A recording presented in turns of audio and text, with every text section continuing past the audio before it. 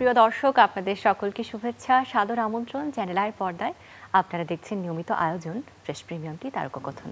প্রিয় দর্শক, পরিবেশ পরিস্থিতি যাই হোক না কেন, দুপুরের এই সময়টাতে আপনাদের সামনে আমরা হাজির হই তারকাদের নিয়ে, তাদের নতুন কোনো কাজের গল্প নিয়ে। আজকেও তার ব্যতিক্রম হবে না। শুরু করতে চাই আজকের গল্প এবং আজকের গল্পের বিষয়।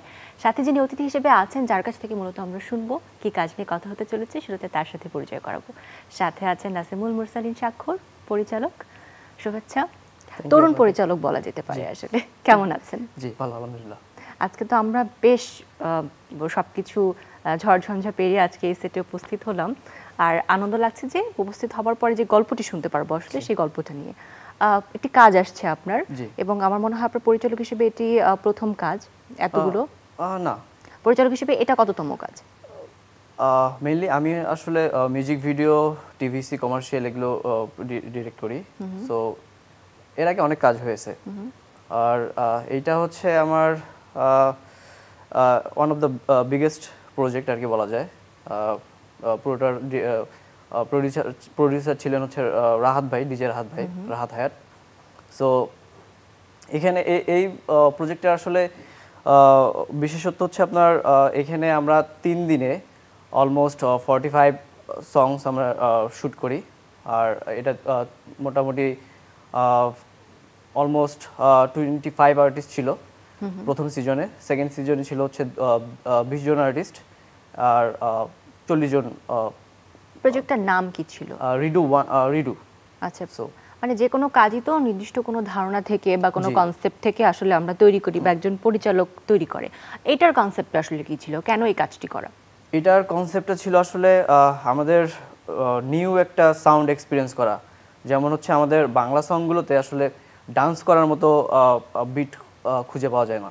সো রাহাত ভাইয়ের এটা আসলে পুরোটাই প্ল্যান, যে রাহাত ভাই ডিজে রাহাত ভাই প্ল্যান করে যে আসলে আমরা অডিয়েন্সকে বা লিসেনারদেরকে আমরা হচ্ছে নতুন একটা এক্সপিরিয়েন্স দিব, যে আমরা বাংলা গানেও আসলে মানুষ যেন নাচ করতে পারে। জি, সো এখান থেকে আসলে কনসেপ্টটা আসে। তো এরপরে হচ্ছে আমরা এটাকে পুরোটাই আসলে একটা ইডিএম প্রজেক্ট বলা যায়। এখানে কি কি ধরনের গান আপনারা রেখেছেন, নতুন বা পুরাতন? অলমোস্ট সব, লাইক ফোক, পপ, এই তো যেগুলো গানে নাচা যায় আসলে। আর্টিস্ট হিসেবে বলছিলেন যে অনেককে আপনারা পেয়েছেন, প্রথম গানে 25 জন, তারপরে 20 জনের কথা বলছিলেন। কারা কারা ছিলেন উল্লেখযোগ্য?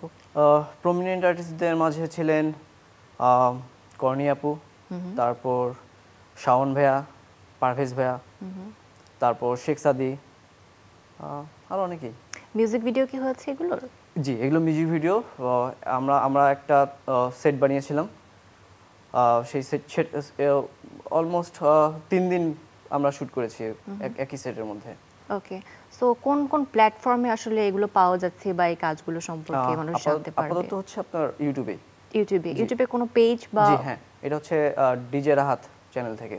আচ্ছা, মানে নাচ নিয়ে আমার মনে হলো যে কাজ করার এক্সপিরিয়েন্স আপনার এর আগেও রয়েছে আমি যতটুকু জানি। তো কেন এই বিষয়টা আপনাকে টানে, যে এই ধরনের কোরিওগ্রাফি করতে কেন পছন্দ করেন? আমি আসলে নতুন সবকিছুই এক্সপিরিয়েন্স করতে আমি পছন্দ করি, আর এইটা আমার একটু চ্যালেঞ্জিং ছিল, কারণ হচ্ছে 40টা গান 3 দিনে শেষ করা, অলমোস্ট 25 জনের মতো সিঙ্গার। সো এদেরকে অন টাইম নিয়ে এসে এতগুলো মিউজিক ভিডিও করা অনেক টাফ ছিল। সো এইটা আসলে আমি এক্সপিরিয়েন্স করতে চেয়েছিলাম, যে আসলে দেখি পারি কিনা। এত কম সময় আসলে কেন একটা কাজের জন্য রাখা হয়? আর এটা আপনাদের জন্য অ্যাজ আ পরিচালক বা অ্যাজ আ ডিরেক্টর, এটা আপনাদের জন্য কতটা চ্যালেঞ্জিং বা কি বলবেন আপনি এই বিষয়ে? অবশ্যই এটা তো অনেক বেশি চ্যালেঞ্জিং, কারণ আমরা প্রত্যেকটা গানের পিছনে যদি ধরি অ্যারাউন্ড 30 মিনিটসের মতো পেয়েছি শ্যুট করতে। সো আর এটার কারণটা বলতে গেলে বলবো যে হচ্ছে আপনার বাজেটের বিষয় থাকে, কারণ পুরোটাই হচ্ছে আমরা সেলফ ইনভেস্ট করতেছি। সো এই কারণে আসলে পুরোটা সেলফ ইনভেস্টমেন্ট। জি। তাহলে আপনারা বাজেটের থেকে যদি আমরা প্রফিটের কিছু কথা চিন্তা করি, যে আর্ট সেলফ ঠিক আছে সেটা সকলের জন্য উন্মুক্ত, বা সেখান থেকে যারা কাজ করছেন তাদের তো কিছু বেনিফিটের জি। দরকার রয়েছে, তো এটা কিভাবে ভাবছেন? শুধুমাত্র ইউটিউব রেভিনিউ থেকে? হ্যাঁ, এখন পর্যন্ত ইউটিউব রেভিনিউ থেকেই। ওকে। সো এই কাজ নিয়ে আসলে ভবিষ্যতে আরো কি করতে চান? মানে আরো কোনো প্ল্যান আছে কিনা, বা ফিডব্যাকে যে ব্যাপারটা থাকে যে জি। এখন পর্যন্ত অডিয়েন্সদের ফিডব্যাক কেমন ছিল? এখনো তো এগুলো অন এয়ার হয়নি, সো হয় অডিয়েন্সের নাই? ফিট নো। আচ্ছা, কবে হবে? আগামী 1 মাসের মাঝে। 1 মাসের মাঝে? তাহলে আমরা বলা যায় যে দর্শকদের সাথে একটু আগে ভাগে শেয়ার করে নিলাম। ডিজে রাহাতের পেজ থেকে এতগুলো গান আসলে একসাথে পাবে, এগুলো কি পর্যায়ক্রমে আপলোড করা হবে? জি, পর্যায়ক্রমে। Okay. So tell me about yourself, যে এই ইন্ডাস্ট্রিতে আসা, একটা কাজ করার ঝোঁক, আগ্রহ তো ছিল, কবে থেকে শুরু হয়েছে এবং কবে থেকে কাজ করা শুরু করেছেন? আমি যদি আহ, সংক্ষেপে বলি, আমি কিন্তু চ্যানেলের গ্রুপেরই হচ্ছে পরিবারই ছেলে। আমি মেইনলি, আমার ব্যাকগ্রাউন্ড ছিল ডান্সার। আচ্ছা। সো সেরা নাচিয়ে 2014 সালে আমি হচ্ছে টপ 12 ছিলাম। ওকে। সো আমাদের পরিবারের একজন। জি। আর এখানে আসলে এই ইন্ডাস্ট্রিতে আসাটা আসলে জেদ করে আমরা আমাদের যেহেতু আমার background break dancing, so break ডান্সিংয়ের সময় দেখা গেছে যে আমরা যখন একটা ভিডিও বানাতে গেছি, আমি আসলে কাউকে পাইনি যে আমার ভিডিওটা করে দিবে বা আমাদের গ্রুপের। সো এইখান থেকে আসলে এই জেদ জেদ নিয়ে আসলে ইন্ডাস্ট্রিতে আসা, যে আচ্ছা দেখি আমিও করে দেখি, আমাদের ভিডিও আমিই করব। সো এইখান থেকে আসলে আসা। এরপরে হচ্ছে আলহামদুলিল্লাহ অনেকগুলো সাকসেসফুল প্রজেক্ট ছিল আমার করা। সো মোটামুটি অ্যারাউন্ড 8 ইয়ার্স ধরে এই ইন্ডাস্ট্রিতে আছি। এখন পর্যন্ত নিজের করা সবথেকে পছন্দের কাজ কোনগুলো? স্যাডলি আসলে আমার যে পছন্দের কাজ, এগুলো খুব বেশি মানুষের কাছে পৌঁছায় নাই। বাট যেটা আমার পছন্দের, সেটা যদি বলিস, ব্যবসার পরিস্থিতি হয়তো নাম শুনেছেন। ব্যবসার পরিস্থিতি আমার করা। ওকে ওকে। সো এটা হচ্ছে ওয়ান অফ ইওর ফেভারিট।